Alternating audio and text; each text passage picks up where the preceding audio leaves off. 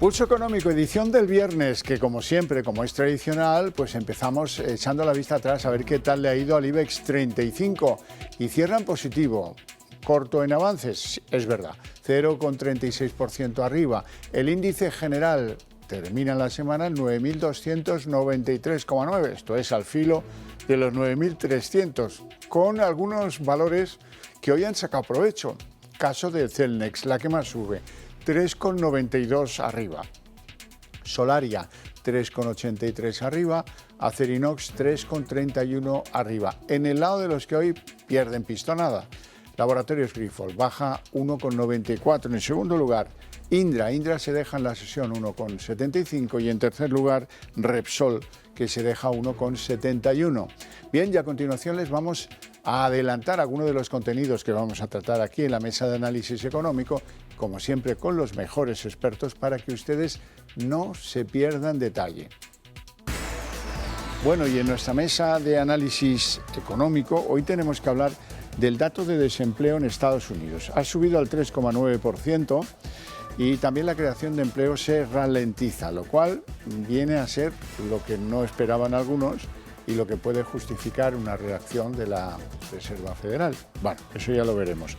Y de este lado del Atlántico de este lado del Atlántico hay unas declaraciones muy interesantes de Isabel Schnabel, que dice que, oiga, el Banco Central Europeo no puede cerrar la puerta a nuevas subidas de tipos. Así es que ahí está el ten con ten. A partir de ahí, pues nuestros analistas tienen la palabra.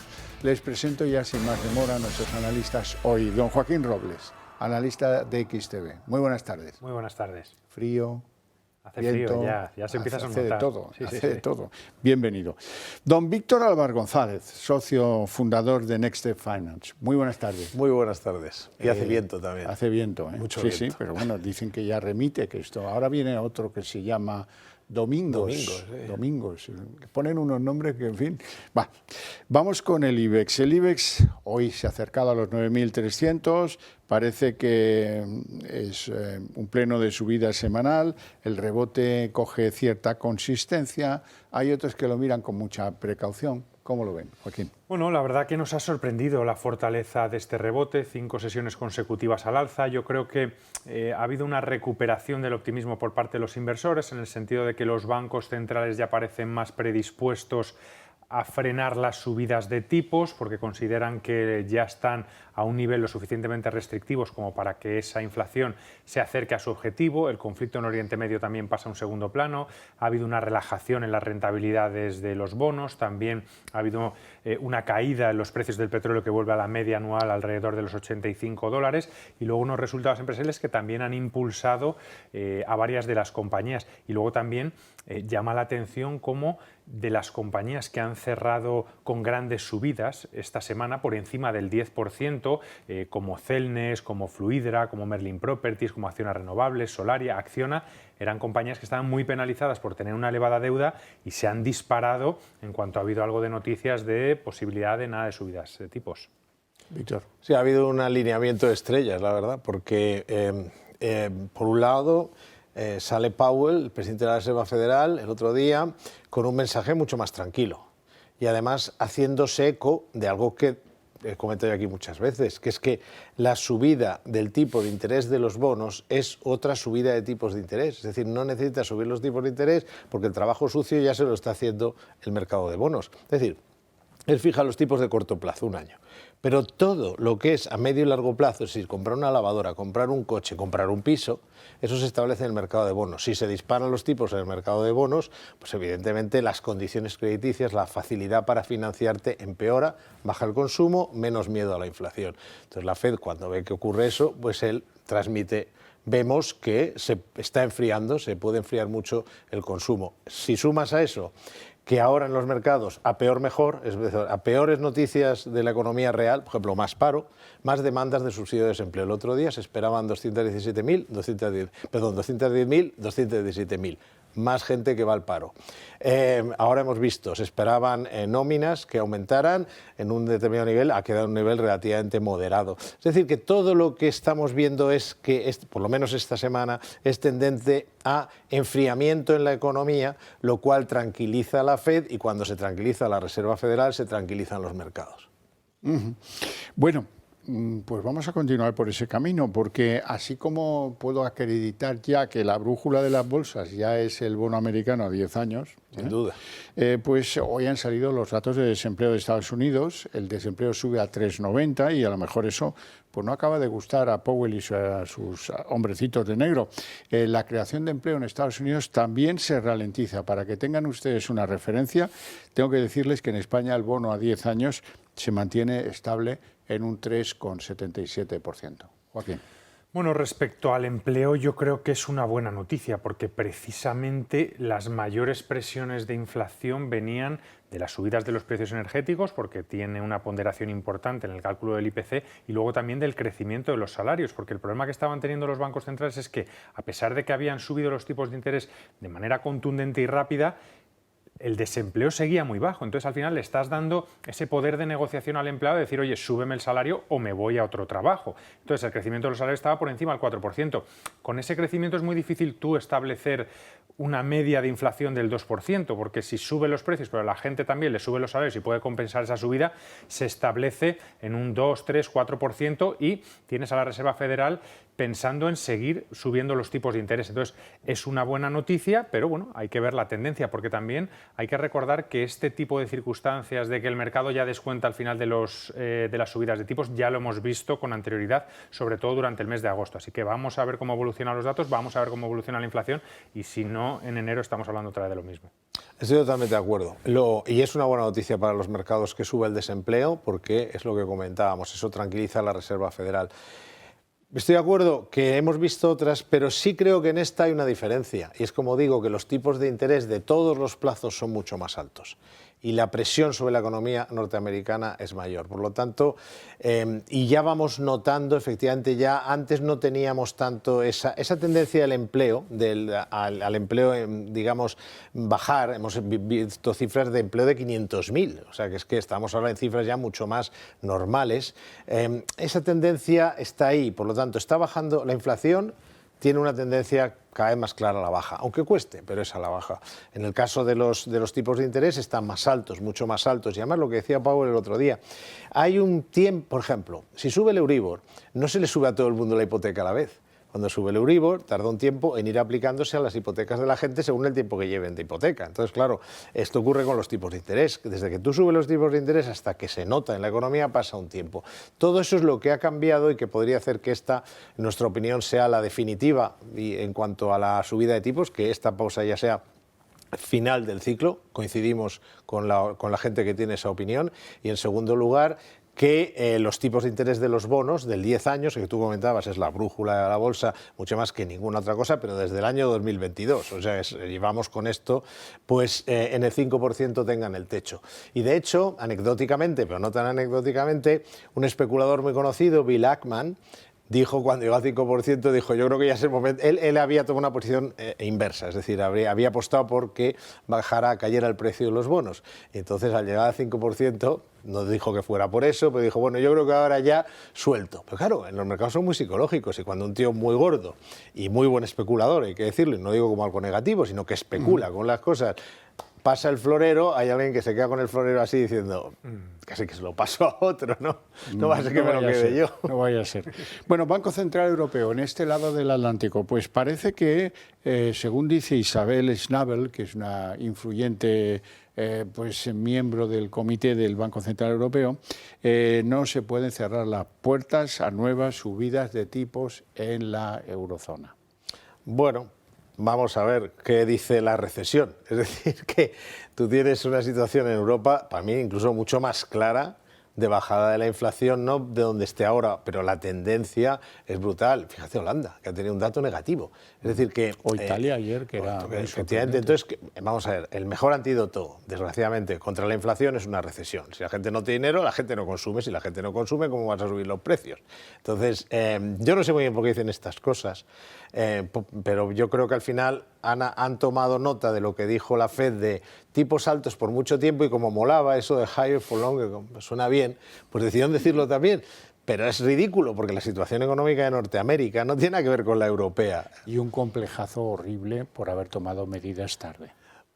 Exacto. Yo creo que aquí lo que hay es mucho que ya que nos equivocamos a la hora de subirlos y llegamos tarde, no nos equivoquemos y los bajemos demasiado pronto, no vaya a ser que luego nos echen en cara el que la inflación ha subido, porque al final son cargos muy políticos y probablemente la señora Lagarde quiera presentarse, yo que sé, a las elecciones en Francia dentro de unos años, es relativamente joven. Ya lo hizo, ya viene de ahí. Por eso, entonces hay que decir que muchas veces que ellos viven un poco con no voy a tener una mancha en mi currículum y ya tengo una. ¿Cómo se olvida la gente de que yo me equivoqué y dije la inflación es transitoria, aquí no pasa nada? Qué dura ha sido con la inflación, cómo ha conseguido que baje. Joaquín.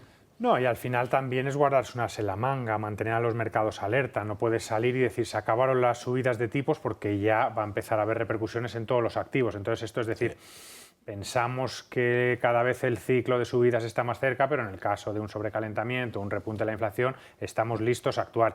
Y como bien decía Víctor, ¿no? Aquí también la situación es diferente, hay un mayor debilitamiento. Esto no es Estados Unidos, que tienes un desempleo en mínimos de las últimas 4 décadas y creciendo al 4,9% en el último trimestre, que es una auténtica barbaridad. Aquí ya tienes a Alemania, que el dato de PIB ha sido negativo durante 3 trimestres seguidos y el de la zona euro, que también ha sido negativo el último trimestre, que por muy poco, pero ya estás viendo muchos indicativos de debilidad. Muy brevemente, muy importante lo que ha dicho Joaquín de que el as en la manga. Es que si no dijeran cosas así, a lo mejor los tipos de los bonos se desploman.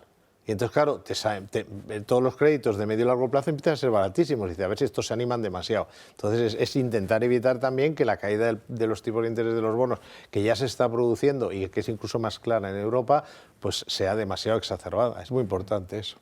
Bueno, vamos a zambullirnos en la economía real porque lamentablemente la recesión de la industria europea se agrava y lo demuestran los datos de los pedidos. Los datos de los pedidos están ante una de las caídas más grandes de la historia, desde que se computan estos datos.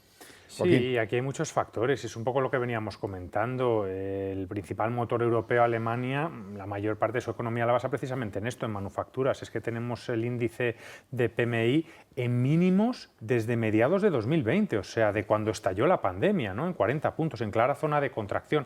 Aquí, pues muchísimos factores, la falta de demanda a nivel internacional, sobre todo de China, la subida de los costes, de la energía, todo lo que ha impactado la inflación.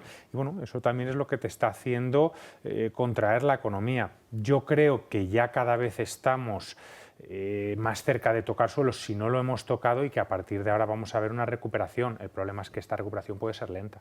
Yo creo que incluso, totalmente de acuerdo, incluso, es que claro, la economía es europea, normalmente las economías avanzadas son más de servicios, pero el motor de la economía europea es la economía alemana, que casualmente es muy de manufacturas, de producción industrial. Dicho esto, y totalmente de acuerdo, y yo creo que la recesión se va a profundizar, porque estos factores que menciona Joaquín, yo creo, de momento China sigue como sigue, y Estados Unidos encima también pierde cierta Inglaterra está que es un gran socio comercial de Europa, en fin, yo creo que los factores siguen ahí, pero no nos equivoquemos, eso no es malo para las bolsas. A las bolsas ahora lo que quieren es que bajen los tipos de interés. Y eso es lo único que miran. ¿No? Si hay una guerra en Oriente Medio también, una guerra que se amplía ese conflicto. Pero si no, lo que les mueve, pues lo hemos visto, en cuanto ha habido bajada del tipo de interés de los bonos, han subido el Eurostoxx como la espuma o el DAX. Entonces, de momento que al revés, que la gente que nos escucha vea las noticias sobre recesión europea, de momento, eso no será siempre así, las vea como una noticia positiva. Y suena raro, pero es que así funcionan los mercados. Para la bolsa, para la economía real, desde luego que no. Efectivamente. Bueno, hoy hay un dato del Banco de España en el que hay que, pues, reparar, ¿no? Hay que corregir o hay que analizar. Es el saldo vivo de los préstamos que se han dado a particulares y a empresas. Se ha reducido, desde que comenzaron a subir los tipos, se ha reducido en 60.000 millones de euros. Sí, es una de las grandes preocupaciones, cómo evoluciona la demanda de crédito, y yo creo que ha sido de lo que más han mirado con lupa los inversores en la última presentación de resultados de los bancos. Todos sabíamos que iban a seguir incrementando los beneficios por el aumento de margen de intereses, por las comisiones, pero ¿qué pasa con la demanda de crédito? Cada vez está creciendo menos y en algunos casos ya está decreciendo, y es normal. Cuando ves estos tipos de interés, pues dices, quizás debería aplazar esta inversión, aplazar esta compra, vamos a esperar a ver si bajan los tipos de interés, y esto se puede mantener así mientras los tipos sigan así de altos. Totalmente de acuerdo. Lo único, el trade-off de Es verdad que van a dar menos créditos, pero es que ganan el cuádruple en cada uno. Entonces habrá que, los analistas de valores, que no es mi caso, pues tienen que ir viendo a ver hasta qué punto en el sector bancario qué pesa más. Yo creo de todos modos de momento que van a seguir ganando bastante dinero porque, insisto, dan menos, pero es que en cada crédito se llevan un pastón. Sí, sí. Bueno, por no hablar de las comisiones de los fondos de inversión.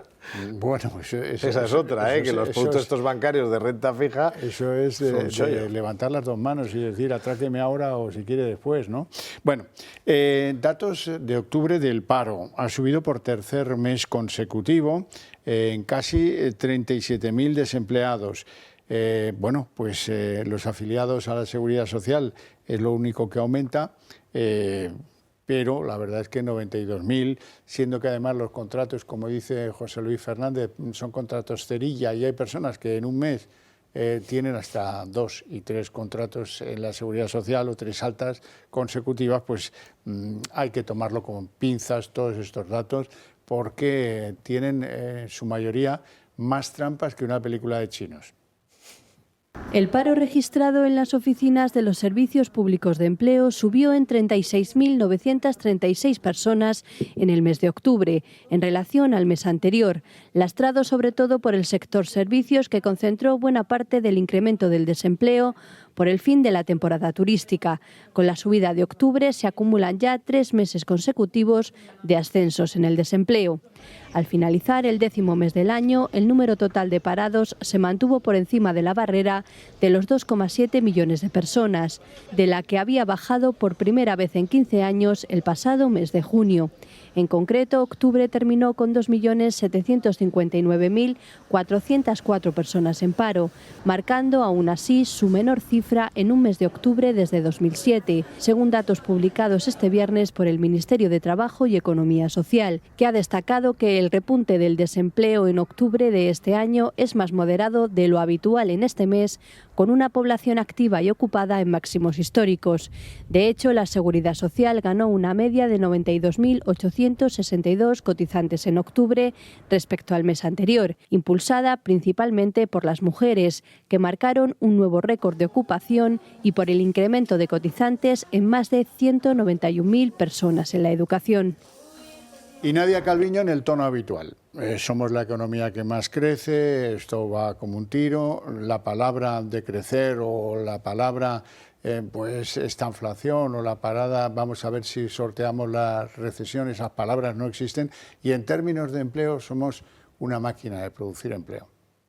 Los datos de paro y de afiliación a la Seguridad Social que hemos conocido hoy durante el mes de octubre nos muestran que el mercado laboral sigue evolucionando bien. La afiliación ha aumentado en línea con lo observado en el mes de octubre en los periodos anteriores a la pandemia, en el periodo 2015 a 2019. El paro registrado se sitúa en 2.700.000 personas. Estos son 155.500 menos que hace un año, con una caída muy significativa del 5,3% del paro registrado en este periodo. Y el sector privado sigue creando empleo a buen ritmo. Bueno, es una barbaridad. Si las estadísticas no lo permiten, la comparación con el mes anterior, bueno, pues entonces se compara con el año anterior, y si no, pues con los datos de antes de la pandemia, y si no, con lo que sea. Así es que, como tienen muchas trampas de fijos discontinuos, de bolsas que uno no entiende por qué no están incorporadas al paro, como por ejemplo los que piden no trabajar 8 horas o los que están haciendo cursos del SEPE o del antiguo INEM, esos si están en el paro y cobran del paro, ¿por qué no los contabilizan como desempleados? Es que están haciendo un curso. Bueno, mientras eso sea así, la verdad es que no merece la pena comentar este tipo de datos, pero sí que ustedes los conozcan. Hablemos de Apple. ¿Por qué? Bueno, es una de las grandes compañías bursátiles mundiales. Ha ganado 96.995 millones de dólares en lo que ellos llaman su ejercicio fiscal, que acaba de concluir, pero aún así están 2,80 y tantos % por debajo de lo suyo, y reconocen que todo ha sido gracias al tirón que ha tenido el iPhone 15, que es el último lanzamiento. Sin eso se hubieran desplomado. ¿Y esto qué viene a significar? Bueno, en ingresos han batido las previsiones, eso es positivo. En ventas parece ser que algo menor. De corto plazo no es un dato especialmente atractivo, porque estaría bien que hubieran sido las dos cosas, pero tampoco a mí me parece tan malo, pero yo me quedaría con una cosa. No creo que nadie haga bien en vender grandes valores tecnológicos a las puertas o ya entrando en la cuarta fase de la revolución digital. Sé que me repito con esto, pero es que creo que es muy importante, creemos que es muy importante. Primera fase es Silicon Valley, la segunda es Internet, luego el iPhone, o sea, el smartphone, y ahora es la inteligencia artificial generativa, que se aprende sola, esta que estamos viendo ahora. Claro, cuando eso empiece a entrar en la economía en serio, estamos hablando de unos incrementos de productividad brutales y se van a beneficiar casi todos los sectores. Pero inicialmente quien más gana es el que provee de todo eso, el que fabrica esas cosas, el que te va a hacer para tu empresa tu chat GPT hecho a la medida para que atienda a tus clientes, bla, bla, bla. O sea que al final salirse de la tecnología justo a las puertas, es como el que se hubiera salido de la tecnología a las puertas de la multiplicación de la capacidad de los microprocesadores, que fue Silicon Valley, de la llegada de Internet, de la llegada del smartphone, y ahora te sales antes de la llegada de la inteligencia artificial. Pues yo personalmente pienso que sería un grave error en general cualquiera de los grandes valores tecnológicos. Hombre, otra cosa es que quieras especular y hacer trading en el corto plazo con los de semiconductores, pero en términos generales, si hay un sector interesante es ese. Joaquín. No, y estamos hablando de la compañía más grande del mundo. Además, es verdad que ha pesado que es el cuarto trimestre consecutivo que no crece en ventas totales, que es la peor racha desde 2001.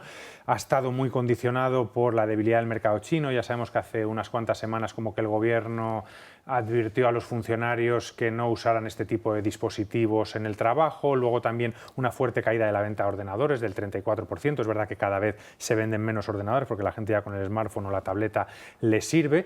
Pero es lo que comentaba antes, la compañía más grande del mundo tiene más de 2.000 millones de dispositivos activos en todo el mundo, tiene más de 160.000 millones en caja, que para que nos hagamos a la idea podría comprar Iberdrola, Inditex, que son las dos empresas más grandes del IBEX, en líquido, ¿no? en cash, y luego bueno, estamos viendo cómo está creciendo en otros mercados, el de servicios de suscripción con todo el tema de Apple News, Apple TV, Apple Fitness, ya supone más del 20% de sus ingresos, ha batido récord, ¿no? Con cerca de 24.000, o nuevos mercados como el de la India, 1.300 millones de personas, está creciendo ahí a doble dígito y puede compensar a China. Entonces es un poco lo que decía Víctor, a lo mejor no va a ser el más puntero en cuanto a software de inteligencia artificial, pero va a tener el hardware sobre el que muchas herramientas de inteligencia artificial van a funcionar.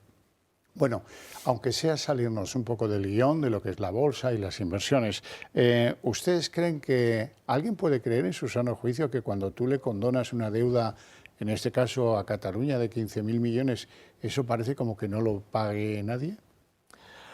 Primero, y segundo, hombre, ¿sabes? Yo, aparte que ya se ha dicho, primero el daño que es para los que no se han endeudado o han sido más serios con sus presupuestos, que yo creo que un país tiene que intentar ser como una familia, o sea, ser en eso cuidadoso y bueno.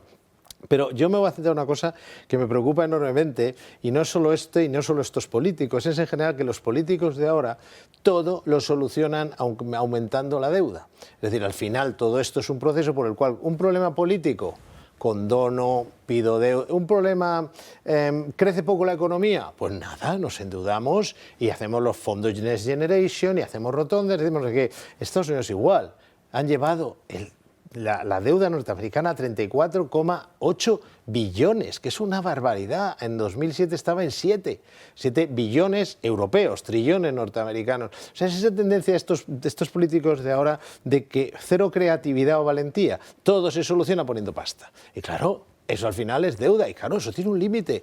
Eso a mí es lo que me preocupa porque yo afirmo que no va a ser ahora, pero la próxima crisis va a ser una crisis, muy probablemente una crisis de deuda, de pérdida de confianza en la deuda si no rectifican, que espero que sí. Y el problema es que es bastante global porque eso no es un fenómeno que afecte solamente a España. Es que han visto que eso es lo que es fácil, funciona y oye, pues venga. Sí, sí.